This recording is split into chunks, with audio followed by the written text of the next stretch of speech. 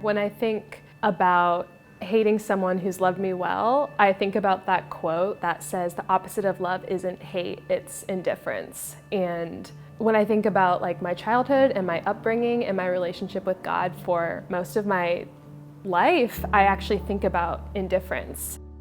There's such a difference between believing in God and then loving God. So like, sure, I believed in him, but I didn't love him in return. I think the same is true for how I related to my earthly father. He had this like incredible testimony of, in the thick of abusing drugs and alcohol, heard the gospel, met the Holy Spirit, and didn't touch a substance since that encounter.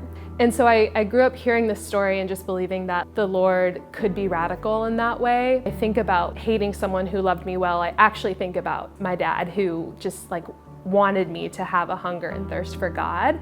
I didn't have that. Knowing that I am a daughter should be the number one thing in my life, and it's not. Instead, it's all these other things that I've like attached to myself.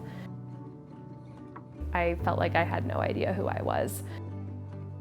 That kind of led to this just like breakdown and like crying, pouring out to God, where I was like, I don't know how to do this, but I want to know you as Father, because I think me being a child of God is like the only identifier I need in my life. COVID happens, and like for the first time, I have all this free time to now work remotely and go spend time with my actual earthly father. That was just like an incredible experience where I'm seeing him in action. Like for the first time, actually seeing the way he loves me as this reflection of like God's love for me. It's not like his behavior changed. It was this new lens that I could like actually see his love for me being demonstrated. The Lord would be like, okay, you know how your dad loves you unconditionally? Like, you know how his love for you is like in this vault, and nothing you do or fail at can nick at that in any way? Like, that's how I love you.